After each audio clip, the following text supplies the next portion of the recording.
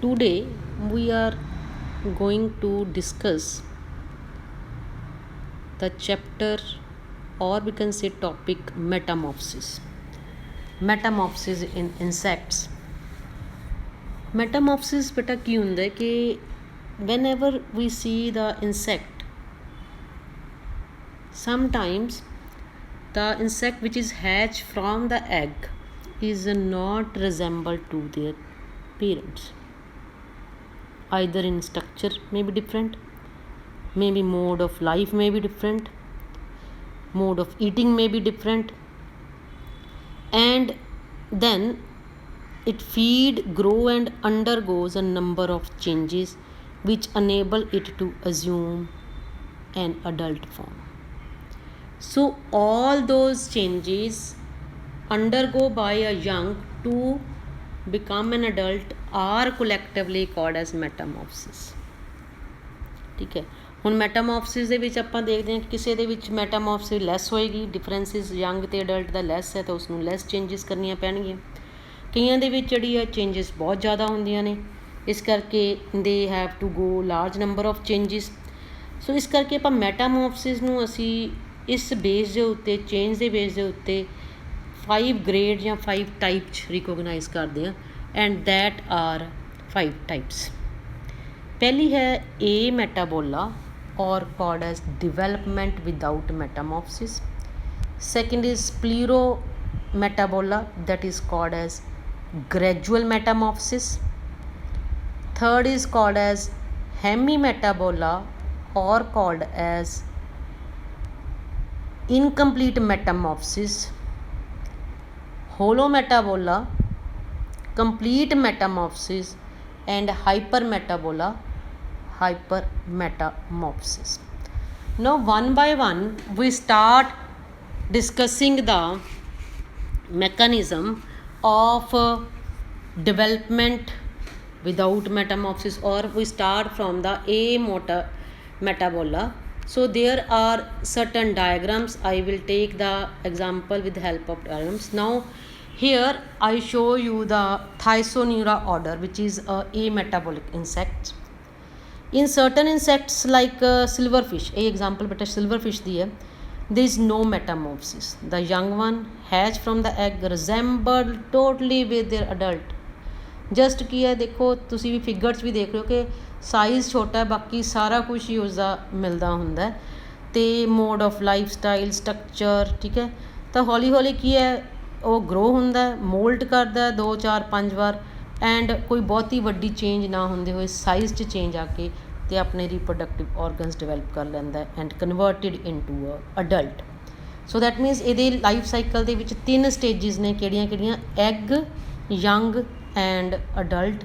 Adult is also called imago, IMAGO, imago. So ਇਹ ਪਹਿਲੀ category ਹੈ ਡਿਵੈਲਪਮੈਂਟ ਵਿਦਾਊਟ ਮੈਟਾਮੋਰਫਸਿਸ, ਜਿਹਦੇ ਵਿੱਚ ਕੋਈ ਵੀ ਚੇਂਜ ਬਹੁਤੀ ਨਹੀਂ ਨਜ਼ਰ ਆਉਂਦੀ, ਠੀਕ ਹੈ।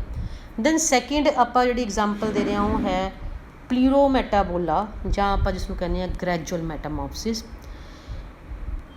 ਆਰਡਰ ਅਰਥੋਪਟਰਾ, ਗਲਿਕੋਪਟਰਾ, ਹਮਿਪਟਰਾ, ਆਈਸੋਪਟਰਾ, ਜਾਂ ਮੈਂ ਦੂਜੇ ਸ਼ਬਦਾਂ 'ਚ ਕਹਾਂ ਇਨ ਮੈਨੀ ਇਨਸੈਕਟਸ ਸੱਚ ਐਜ਼ ਕਾਕਰੋਚ, ਗ੍ਰਾਸਹੋਪਰ, ਵਾਈਟ ਐਂਟ, ਬਗਸ। ਇਹਨਾਂ ਦੇ ਵਿੱਚ ਕੀ ਹੈ, ਯੰਗ ਵਨ ਜਿਹੜਾ ਐਗ ਤੋਂ ਹੈਚ ਕਰਦਾ, ਇੱਥੇ ਟਿਊਲਰ ਲਿਖਿਆ, ਉਹ ਐਗ ਹੈ, ਨਿੰਫਾ is for nymph, and adult ਵਾਸਤੇ ਡਵੈਸਾ ਲਿਖਿਆ ਹੋਇਆ, ਠੀਕ ਹੈ। ਸੋ ਇਹ ਜਿਹੜੇ ਫਿਗਰਸ ਨੇ ਮੈਨੂੰ ਵਧੀਆ ਲੱਗੀ, ਇਸ ਕਰਕੇ ਮੈਂ ਇਹਦੇ ਵਰਡਸ ਮੈਂ ਕਿਹਾ ਮੈਂ ਆਪੇ ਬੱਚਿਆਂ ਨੂੰ ਸਮਝਾ ਲੂੰਗੀ, ਉਸਦੇ ਅਕੋਰਡਿੰਗਲੀ ਜਿਹੜੀ ਹੈ ਮੈਂ ਇਹ ਫਿਗਰ ਸਿਲੈਕਟ ਕੀਤੀ ਹੈ। ਸੋ ਦੇ ਹੈਵ ਲਾਈਕ ਨਹੀਂ, ਲਾਈਕ ਜਿਵੇਂ ਕਿ ਜਿਹੜਾ ਯੰਗ ਵਨ ਵਿਚ come out from the egg, ਉਹ ਸਮੋਲ ਸਾਈਜ਼ ਦਾ ਹੈ, ਬਟ ਉਹਦੇ ਨਾ ਤਾਂ ਵਿੰਗਸ ਨੇ, ਠੀਕ ਹੈ, ਨਾ ਹੀ ਰੀਪਰੋਡਕਟਿਵ ਔਰਗਨਸ ਨੇ, ਬਟ ਫੀਡਿੰਗ ਪੈਟਰਨ ਸੇਮ ਹੈ, ਮੂਵਮੈਂਟ ਸੇਮ ਹੈ, ਰੈਸਪਾਇਰ ਸੇਮ ਕਰਦਾ ਅਤੇ ਸੇਮ ਇਨਵਾਇਰਮੈਂਟ 'ਚ ਰਹਿੰਦਾ। ਅਤੇ ਹੌਲੀ ਹੌਲੀ ਕੀ ਕਰਦਾ ਹੈ ਕਿ ਦੇ ਸਟਾਰਟ 3-4 ਟਾਈਮ ਮੋਲਡ ਕਰਦੇ ਕਰਦੇ ਆਪਣੇ ਵਿੰਗਸ ਡਿਵੈਲਪ ਕਰ ਲੈਂਦਾ and converted itself into and reproductive organs develop ਕਰ ਦਿੰਦਾ, converted itself into adult. So ਇਸ ਤਰ੍ਹਾਂ ਦੀ ਮੈਟਾਮੋਰਫਸਿਸ ਨੂੰ ਅਸੀਂ ਗ੍ਰੈਜੂਅਲ ਮੈਟਾਮੋਰਫਸਿਸ ਕਹਿੰਦੇ ਹਾਂ। ਐਂਡ ਦਾ ਯੰਗ ਵਨ ਜਿਹੜਾ ਐਗ ਤੋਂ ਬਾਅਦ ਆਉਂਦਾ, ਉਸਨੂੰ ਅਸੀਂ ਵਰਡ ਕੀ ਯੂਜ਼ ਕਰਦੇ ਹਾਂ, ਨਿੰਫ, NYMPH, ਨਿੰਫ। 3 ਸਟੇਜਿਸ ਇਹਦੇ ਵਿੱਚ ਵੀ ਹੁੰਦੀਆਂ ਨੇ, ਐਗ, nymph ਤੇ adult. Now we comes to the next, that is called as incomplete metamorphosis. This incomplete metamorphosis ਜਿਹੜੀ ਹੈ ਉਹ ਬੇਟਾ ਹੁੰਦੀ ਹੈ ਓਡੋਨੇਟਾ, that is ਡਰੈਗਨ ਫਲਾਈਜ਼ ਤੇ ਡੈਮਸਲਸ ਫਲਾਈਜ਼ ਤੇ ਮੇ ਫਲਾਈਜ਼ ਦੇ ਵਿੱਚ। ਜਿਹੜਾ ਯੰਗ ਵਨ ਹੈ ਨਾ, ਜਿਹੜਾ ਹੁਣ ਮੈਂ ਦੇਖੋ ਮੈਗਨੀਫਾਈ ਕੀਤਾ ਹੋਇਆ, ਉਸ ਦੇ ਵਿੱਚ ਦੇਖੋ ਧਿਆਨ ਨਾਲ, ਇਹ ਇੰਟਾਇਰਲੀ ਡਿਫਰੈਂਟ ਹੁੰਦਾ ਫਰੋਮ ਦੇਅਰ ਅਡਲਟ ਸਟਰਕਚਰ ਵੀ ਤੇ ਫੰਕਸ਼ਨ ਵਿੱਚ ਵੀ। The young lacks wings, live in water, has a gills for respiration, ਠੀਕ ਹੈ। ਅਤੇ ਅਡਲਟ ਕੀ ਹੁੰਦਾ, ਵਿੰਗਡ ਹੈ, ਠੀਕ ਹੈ। ਡਰੈਗਨ ਫਲਾਈਜ਼ ਤੁਸੀਂ ਦੇਖਦੇ ਹੋ ਜਿਹੜੇ ਜਹਾਜ਼ ਉੱਡ ਰਹੇ ਹੁੰਦੇ ਨੇ।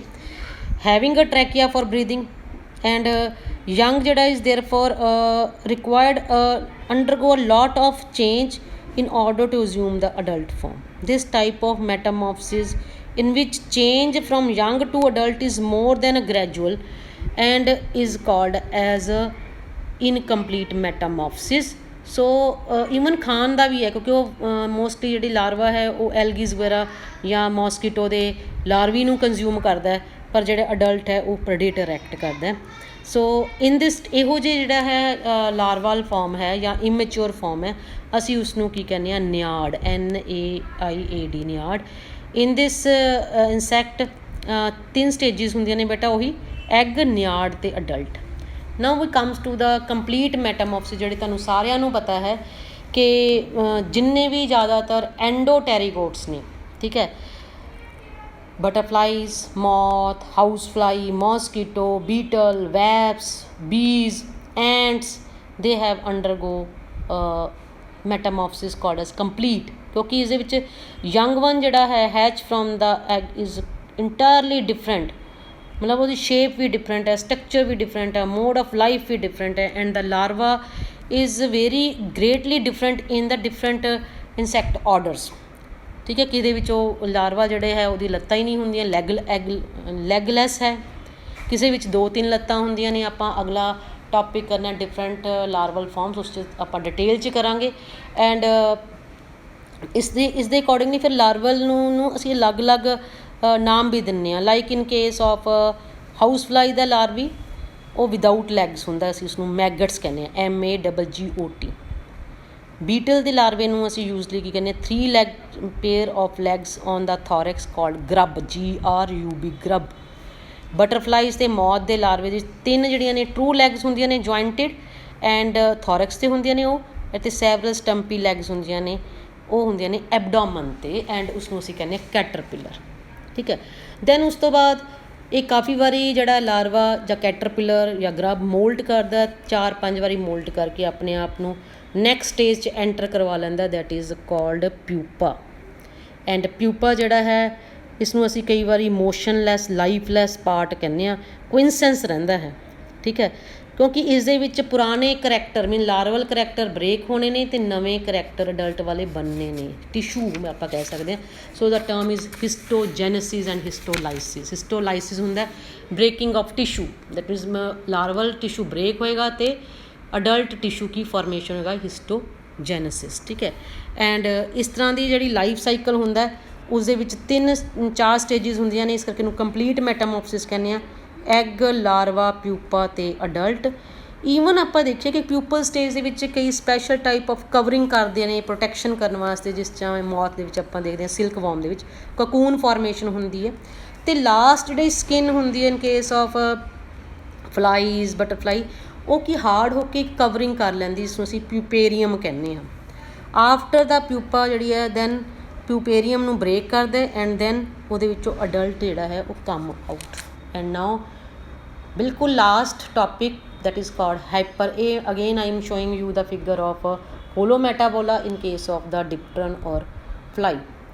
So and there is a called as a complete hyper metamorphosis। ਇਹ ਜ਼ਿਆਦਾਤਰ ਨਿਓਪਟਰਾ, ਕਲੀਓਪਟਰਾ ਦੇ ਵਿੱਚ ਬੇਟਾ ਬਿਸਟਲ ਬੀਟਲ ਆਉਂਦੇ, ਜਿਹੜੇ ਤੁਹਾਡੇ ਘਰਾਂ 'ਚ ਭਿੰਡੀ 'ਤੇ ਜਾਂ ਤੋਰੀਆਂ 'ਤੇ ਔਰੇਂਜ ਅਤੇ ਬਲੈਕ ਸਟਰਾਈਪ ਵਾਲਾ ਬੀਟਲ ਜਿਹੜਾ ਹੁੰਦਾ, ਉਸਦੇ ਵਿੱਚ ਇਸ ਤਰ੍ਹਾਂ ਦੀ ਹੁੰਦੀ ਹੈ। ਕਿ ਇਸਦੇ ਵਿੱਚ ਹੁੰਦਾ ਕੀ ਹੈ ਕਿ ਹੈ ਤਾਂ ਪੂਰੀ ਉਸੇ ਤਰੀਕੇ ਨਾਲ 4 ਸਟੇਜਿਸ ਨੇ, but there will be what happen ਕਿ ਇਹਦੇ ਵਿੱਚ ਜਿਹੜੇ ਲਾਰਵਲ ਫਾਰਮਸ ਨੇ ਨਾ ਬੇਟਾ, ਉਹਨਾਂ ਵਿੱਚ ਜਿਹੜੀ ਹੈ ਸਟਰਕਚਰਾਈਜੇਸ਼ਨ ਦੇ ਅਕੋਰਡਿੰਗਲੀ ਅਸੀਂ ਦੇਖਦੇ ਹਾਂ ਕਿ ਲਾਰਵਲ ਫਾਰਮ ਜਿਹੜੀਆਂ ਨੇ ਉਹ ਕਿੰਨੀਆਂ ਤਰ੍ਹਾਂ ਦੇ, ਦੇਖੋ this is different, this is different, this is again different.